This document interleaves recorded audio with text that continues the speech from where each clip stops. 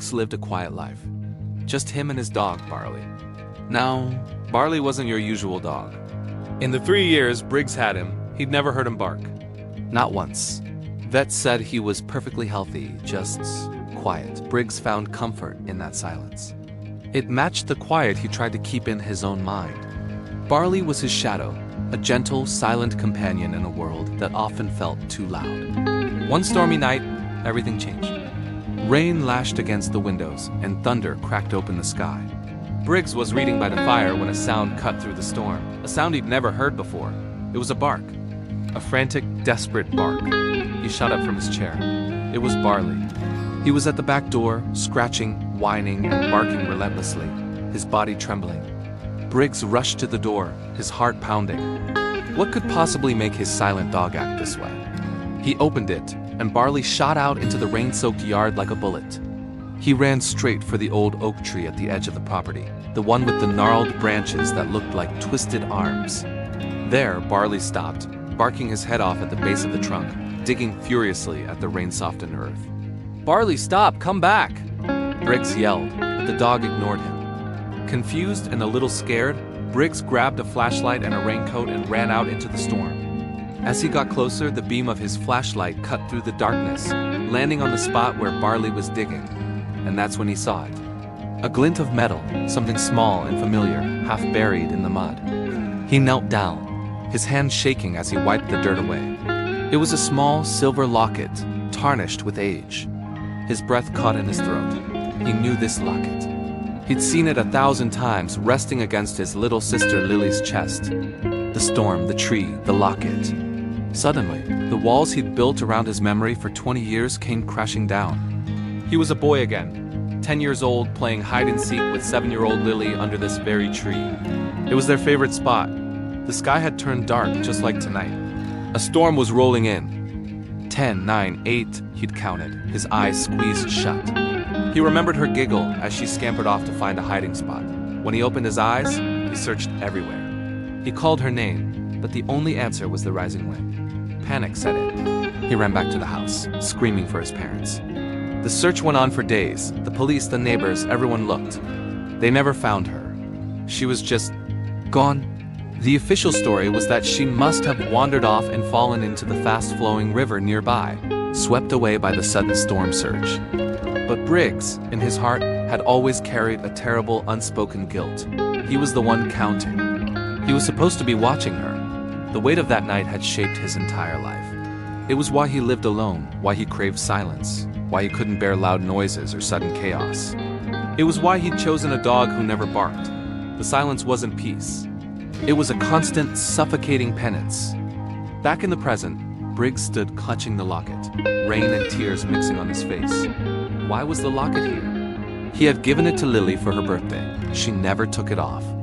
If she had fallen into the river, the locket would have been with her. It wouldn't be buried here, under their favorite tree. A new, terrifying thought crept into his mind. Barley wasn't just barking at the tree. He was barking at a memory. He was showing Briggs what he'd refused to see. The night Lily disappeared, Briggs hadn't just been playing hide-and-seek. There was more to it. A piece of the memory that his child's mind had locked away to protect him. He closed his eyes, forcing himself to go back, to push past the wall of grief and guilt. He remembered the game. He remembered counting, but then, a flash of another memory. A car, a dark sedan he didn't recognize, pulling up slowly on the quiet country road next to their property.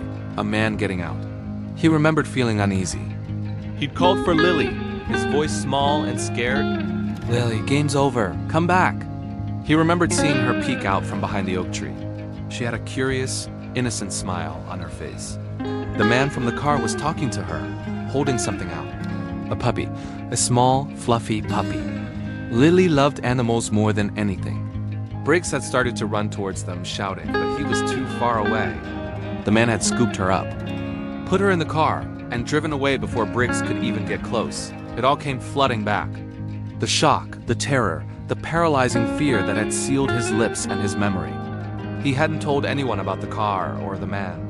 He was just a boy, so terrified and confused that his brain simply erased the traumatic event, leaving only the gaping hole of his sister as absence and the crushing weight of a guilt he didn't fully understand.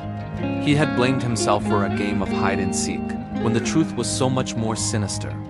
Sobbing, Briggs fell to his knees in the mud, hugging Barley tightly. This silent dog, this gentle soul, had somehow sensed the unresolved trauma buried deep within him. He hadn't just found a locket. He had unearthed a truth that Briggs needed to face to ever truly heal. The barking wasn't a random act. It was an intervention. It was as if Barley knew that the silence had to be broken, both in the yard and in Briggs's soul. The next morning, the storm had passed. The sky was clear. For the first time in 20 years, Briggs felt a sliver of hope. He picked up the phone and dialed the number for the cold case department. Holding the locket in his hand, he began to speak, his voice trembling but clear. "My name is Briggs. 20 years ago, my sister Lily disappeared. I remember what happened. The investigation was reopened. With Briggs's new testimony and the locket as evidence, the police were able to piece together the tragic puzzle. They eventually tracked down the man, now old and frail, living in another state. He confessed everything. Lily, he said, had died of an illness only a few years after he took her. It was a heartbreaking end to the story, but it was an end. It was the truth. Briggs never got his sister back, but he got a part of himself back. The silence in his house was different now. It was no longer heavy with guilt, but filled with a quiet peace. And Barley? He still didn't bark much. But every now and then, when Briggs was feeling low, Barley would let out a single, soft woof, as if to say, "I'm here. You're not alone." And for Briggs, that was more than enough. He had finally found his voice again. All thanks to the dog who had broken his silence to help him break his own. Thank you so much for watching. If you were moved by this story, please hit the like button and subscribe for more content like this. We'll see you in the next video.